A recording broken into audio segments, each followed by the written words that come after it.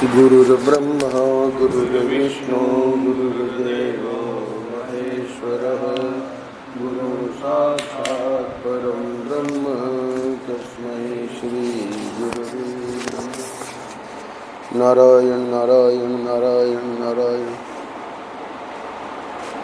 आज 8 मई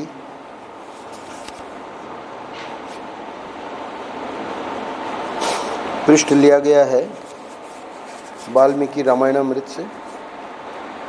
परम पूज्य महाराज श्री के प्रवचन बिरला मंदिर दिल्ली में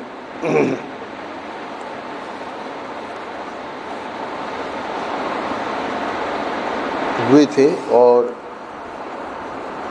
इन प्रवचनों को कालांतर में संकलित कर लिया गया, सुन के रिकॉर्ड हुआ था। तो शीर्षक है आज का, मैं अगर सावधान होता तो इनसे गलती नहीं होने देता। मैं अगर सावधान होता तो इनसे गलती नहीं होने देता। भगवान जो है वो मानो हम बोलते ही हैं त्वमेव माता च पिता त्वमेव, तो हम लोगों के माता पिता हैं। तो भगवान जब जीव को दुखी देखते हैं तो भगवान के मन में ये आता है कि मैं अगर सावधान होता तो इनसे गलती नहीं होने देता। हम लोगों के दुखी होने का कारण है कि कोई न कोई गलती हम कर रहे हैं। तो मानो भगवान अपने ऊपर उसका दोष ले रहे हैं कि वो मेरी असावधानी के कारण ये जीव दुखी हो रहा है। तो वैसे तो कहते हैं कि भाई जीव का दुखीपना उसके स्वयं के कारणों से है। वो वासनावान है और वो संसार में रुचि लेता है, निषिद्ध कर्मों को करता है, पाप कर्मों को करता है ना। तो हेतु जो दिया जाता है शास्त्रों में वो तो यही दिया जाता है कि जीव की गलती है। पर यहाँ आज के पृष्ठ में महाराज श्री न केवल ईश्वर के बारे में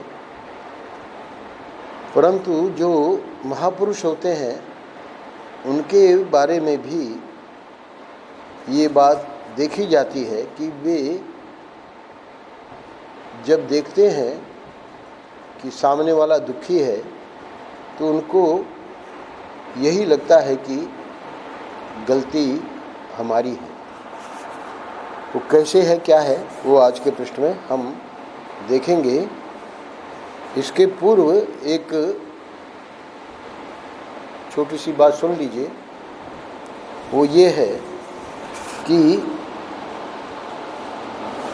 आदि शंकराचार्य जी के जो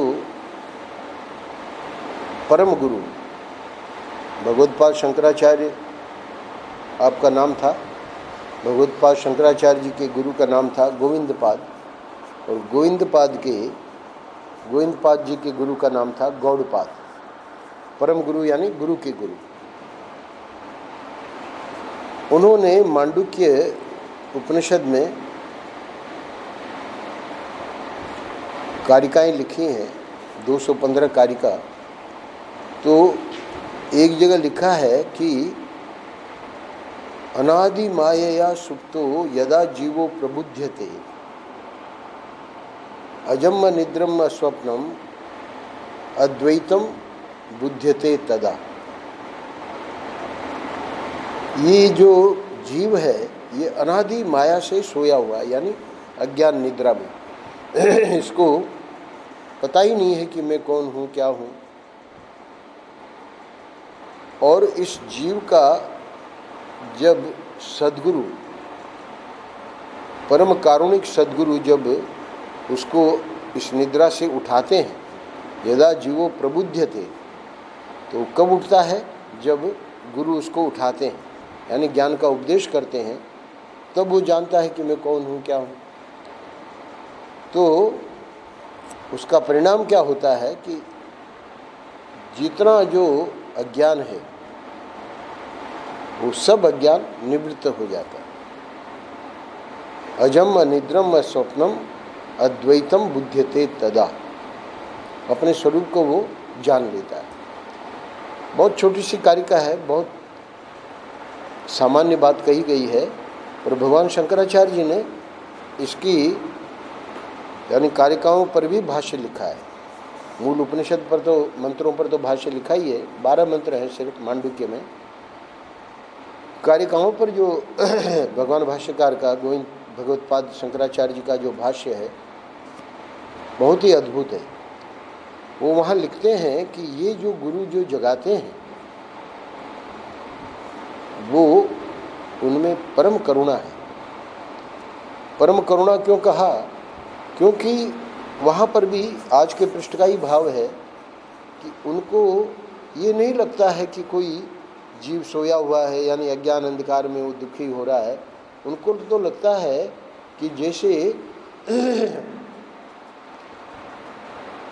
ईश्वर को मैं ही इन सब रूपों में हूँ, इस प्रकार का ज्ञान है।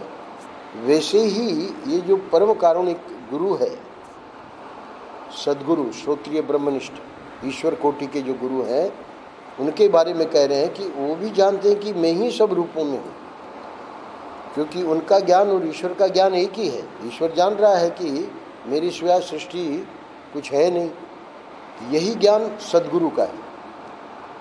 तो मानो जो गलती कर रहा है, जो दुखी हो रहा है, तो उस रूप में मैं ही हूँ, इसलिए उनसे रहा नहीं जाता। कैसे भी करके उसका दुख दूर हो। और एक ये भी भाव आता है कि ये हुआ क्यों, उसको दुखी क्यों होना पड़ा, क्योंकि अगर मैं सावधान होता तो यानी पहले से ही इसको बता देता तो इसको इस प्रकार दुखी नहीं होना पड़ता। इसीलिए मदालसा अपने छोटे छोटे बच्चों को ही जब झूले में होते थे तो नित्योसी बुद्धोसी मुक्तोसी वेदांत का ही उपदेश देती थी कि ये बच्चे जो हैं बड़े होके जान लेवे, है ना, कि हम जो हैं ये सुखी दुखी होने वाले, हम ये शरीर और मन नहीं है, हमारा तो असली स्वरूप आत्मा ही है जो कि नित्य मुक्त है। ये मैंने थोड़ी सी भूमिका इसलिए बना दी कि यहाँ भगवान को लेकर वाल्मीकि रामायण में कहा जा रहा है, और महाराज श्री एक लौकिक दृष्टांत भी देंगे, तो उसमें भी कैसे माँ अपने बच्चे को दुखी देख के और वो स्वयं उस बच्चे से ज़्यादा दुखी हो जाती है, दृष्टांत दे के समझाएंगे। सबको पता है जटायु को आहत देखकर और उसी के मुख से सीता का हरण सुनकर भगवान रामचंद्र शोक से संतप्त हो गए और व्याकुल होकर विलाप करने लगे। वहाँ जो वर्णन आया है तो प्रश्न उठता है कि ये तो भगवान है, इनको व्याकुल होना और शोक करना उसकी क्या आवश्यकता है? तो ऐसा नहीं है। महर्षि इसका उत्तर दे रहे हैं, भगवान को इतना शोक क्यों हुआ?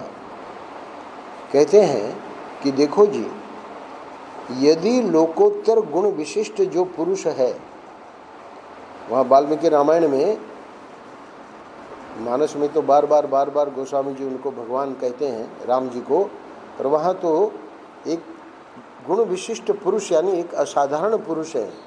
कौन? राम जी। तो यदि लोकोत्तर गुण विशिष्ट जो पुरुष है वह दूसरे का दुख देख करके दुखी न हो तो उसके अंदर गुण ही क्या है? यानी इसको सबसे बड़ा गुण माना गया। कैसे? देखिए भागवत में आया। भागवत में क्या आया है? श्रीमद् भागवत में बताया, आगे श्लोक संख्या है 6ठे स्कंद का 10वें अध्याय का 9वां श्लोक। तो वहाँ पर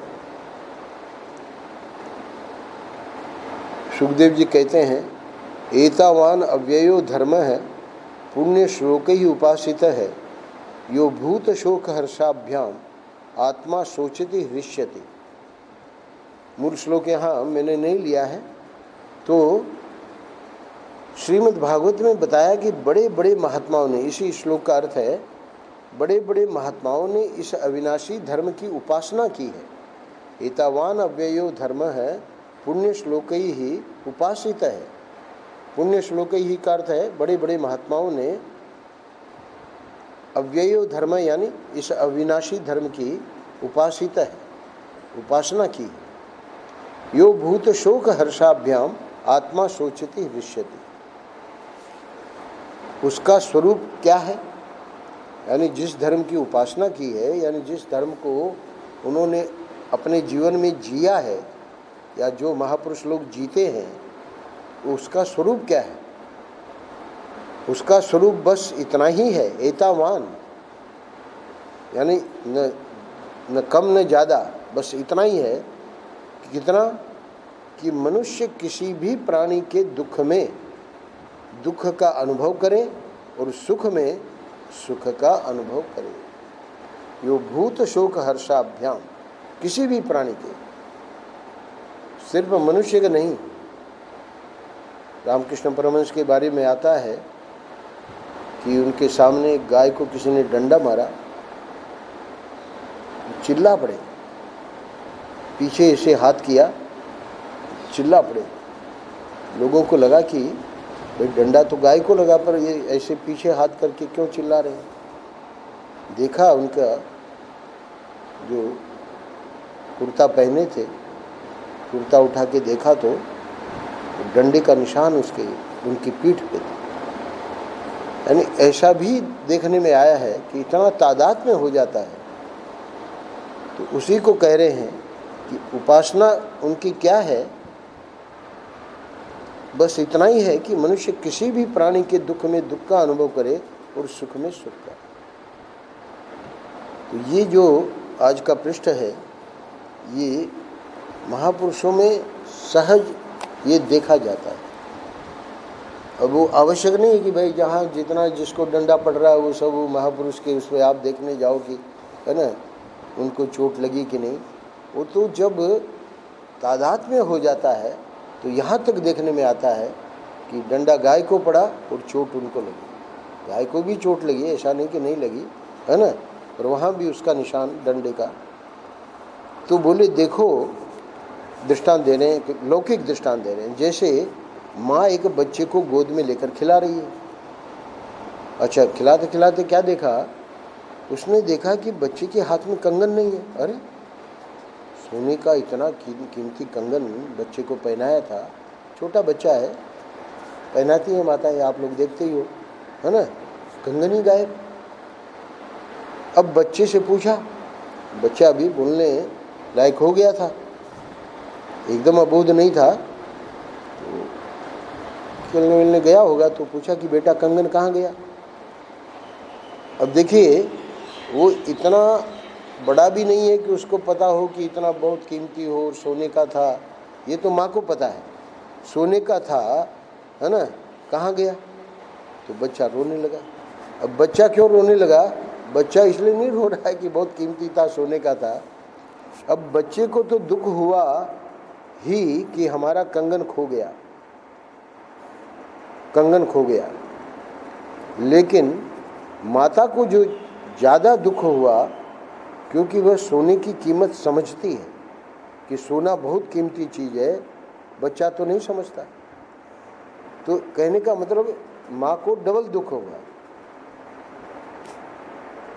और बच्चे से जो गलती हुई, डबल दुख क्यों हुआ? क्योंकि सोना कितना कीमती है और वो जो खो गया उसका भी दुख है, और बच्चे से जो गलती हुई उसमें माँ की असावधानी कारण है। माता को चाहिए था कि बच्चे की देखभाल करे, उसका सोने का कंगन खोने न दे। तो बच्चे को कंगन के लिए रोते देख करके स्वयं माँ भी रोने लगी। इस दृष्टांत में महर्षि को इतना ही कहना है कि बच्चे से ज़्यादा दुखी माँ हुई, क्योंकि एक उसको ये दुख था कि मैं सावधान नहीं थी, मुझे सावधान रहना था, है ना, और दूसरा दुख ये कि बच्चा रो रहा है और कीमती जो कंगन है वो खो गया। तो इस दृष्टांत के द्वारा महाराज श्री यही बताना चाह रहे हैं दार्ष्टान्त में कि जो चौथी लाइन में बताया कि यदि लोकोत्तर गुण विशिष्ट जो पुरुष हैं वह दूसरे का दुख देख करके दुखी न हो तो उसके अंदर गुण ही क्या है। दूसरा दुखी हो रहा है ना, और ये जो है जिनको हम कह रहे हैं कि महापुरुष हैं और है ना बहुत पहुँचे हुए हैं, इनको कोई पड़ी नहीं है दीन दुनिया की, ऐसा नहीं। ये जो महापुरुष होते हैं, जिसलिए जटायु का दृष्टांत दिया है ना, भगवान राम क्योंकि इस समय मानव लीला कर रहे हैं तो वैसे तो भगवान है, भगवान की दृष्टि में है ना जटायु भी मैं ही हूँ, पर उसकी अभिव्यक्ति, क्योंकि सीता का हरण सुना है ना, और इतना ही नहीं, जटायु ने उसकी रक्षा के लिए, सीता को छुड़ाने के लिए जो रावण के साथ युद्ध किया है ना, तो उसमें बेचारा आहत हो गया है ना, पंख काट दिए उसने रावण ने तलवार से, पड़ा मरा नहीं था, बेहोश पड़ा था। तो उसको आहत देखकर, और सीता का तो खैर हरण उसका तो पहले से ही दुख था, पर जटायु से ये पता लगा कि रावण ले गया। तो ये संसार के जीव भगवान के पुत्र के समान हैं, बच्चे के समान हैं। कोई गलती करते हैं तो भगवान कहते हैं देखो मैं अगर सावधान होता तो इनसे गलती नहीं होने देता।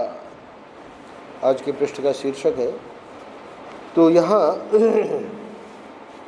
भगवान अपने ऊपर मानो हम लोगों का जो प्रमाद है, हम लोगों की जो है ना कहना चाहिए कि पाप कर्म आदि है, तो स्वयं अपने ऊपर दोष ले रहे हैं कि मुझे सावधान रहना चाहिए था। तो करते भी हैं, हमारे हृदय में बोलते हैं भगवान। जब भी हम गलत काम करने जाते हैं भगवान हमको सावधान करते हैं, मत करो। और वो वासना इतनी प्रबल रहती है कि वो व्यक्ति जानते हुए कि इसमें गड़बड़ है और इसका परिणाम ठीक नहीं होगा, कर डालता है, उसके बाद पछताता भी है। तो ये सब भगवान करते जरूर हैं, पर फिर भी जब देखते हैं कि जीव बेचारा दुखी हो गया है ना, तो भगवान को इसका कष्ट होता है। तो इसलिए कह रहे हैं कि ये संसार के जीव भगवान के पुत्र के समान हैं, बच्चे के समान हैं। कोई गलती करते हैं तो भगवान कहते हैं कि देखो मैं अगर सावधान होता तो इनसे गलती नहीं होने देता। अब पृष्ठ को पूरा करते हैं। यह गलती इसकी नहीं हमारी है। ये भगवान की महानता बता रहे हैं, महापुरुषों की महानता बता रहे हैं। एक बार आचार्य जी ने सुनाया कि ये चले गए थे ऋषिकेश घर छोड़ के, और वो माता पिता ढूंढते रहे। तो वैराग्य होता है तो ऐसे ही होता है, कहाँ चेन्नई दक्षिण, कहाँ उत्तर भारत आ गए, और यहाँ अपना यज्ञोपवीत भी निकाल दिया है ना, छोटी बनी रही होगी या निकाल दी भगवान जाने। तो खैर वो सुनाते हैं कि संध्या वंदन भी नहीं करते, क्यों? वेदांत का आवेश था। अब वो वेदांत के आवेश में एक ऐसे महापुरुष का ग्रंथ उनके हाथ में पड़ा, अंग्रेजी में था, वैसे तमिल में भी होगा, पर मुझे लगता है अंग्रेजी का ही था, क्योंकि तमिल का अनुवाद भी हुआ है। वो महापुरुष जो हैं,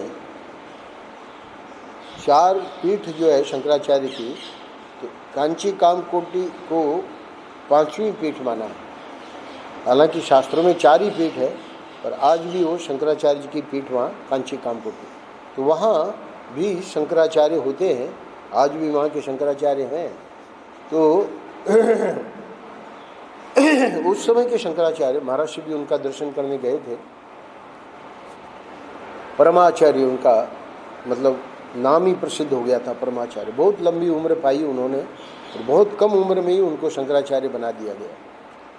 तो परमाचार्य का ग्रंथ पढ़ रहे थे, उस ग्रंथ में उन्होंने एक परमाचार्य की, शंकराचार्य जी की घटना पढ़ी।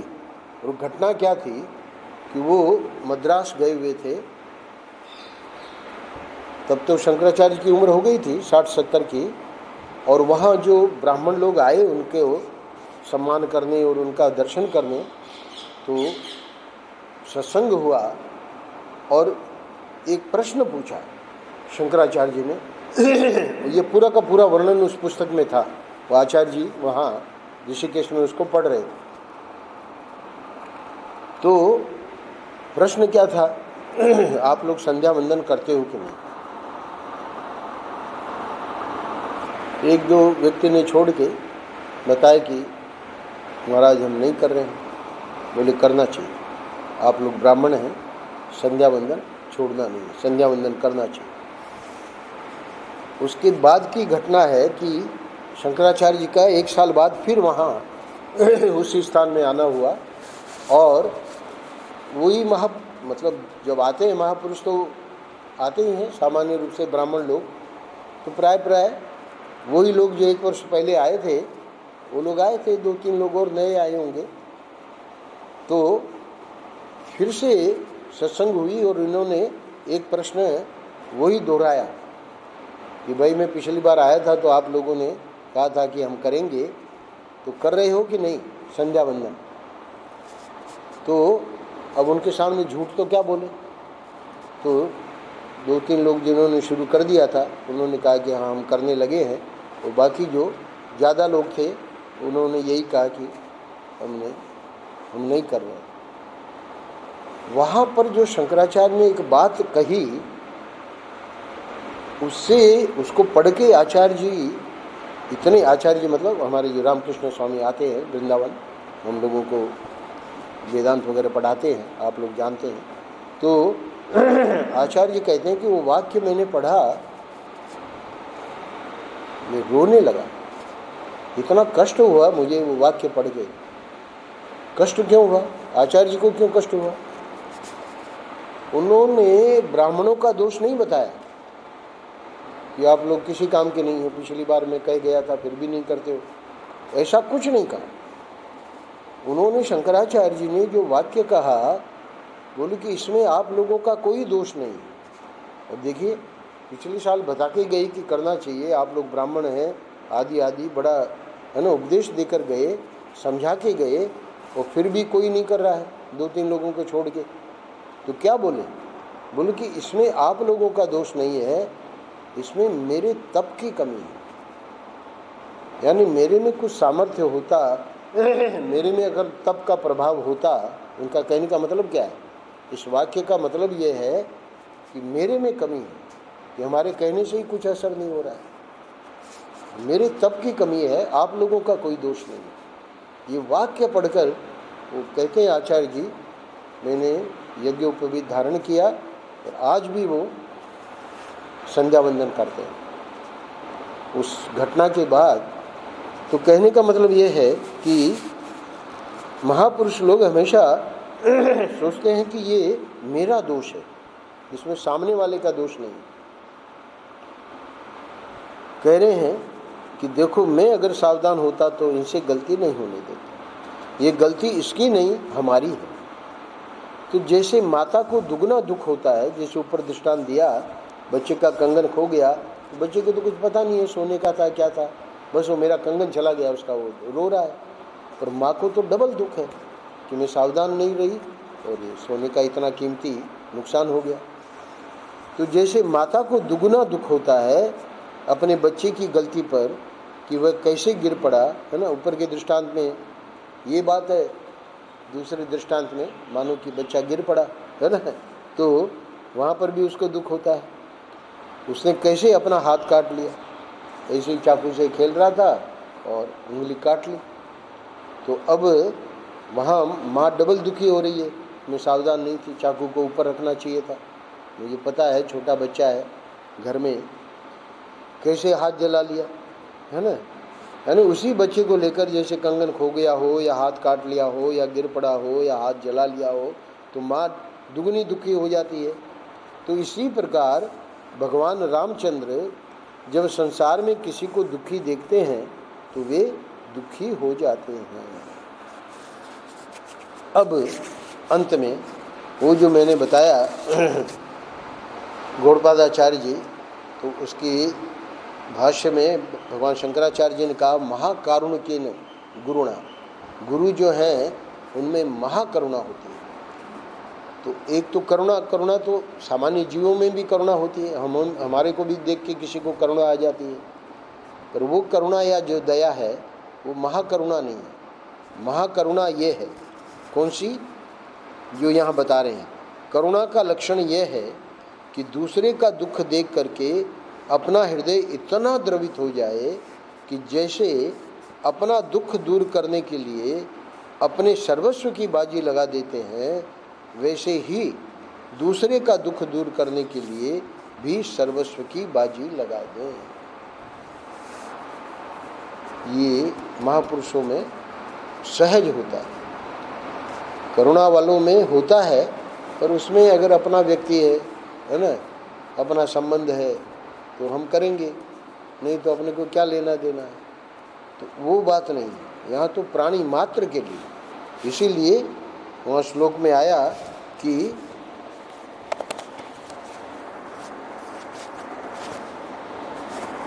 यो भूत शोक हर्षाभ्याम, क्या अर्थ किया हमारा श्री ने, इतना ही है कि मनुष्य किसी भी प्राणी के दुख में दुख का अनुभव करे, है ना। किसी भी प्राणी, अपना संबंधी हो या अपने आश्रम का हो, ऐसा नहीं, प्राणी मात्र के लिए। प्राणी यानी सिर्फ मनुष्य नहीं, पशु पक्षी, है ना, कोई भी कष्ट पा रहा है तो उसके दुख में दुखी हो जाए, यानी उसके लिए कुछ भी जो हम कर सके वो हम करें। नारायण नारायण नारायण नारायण।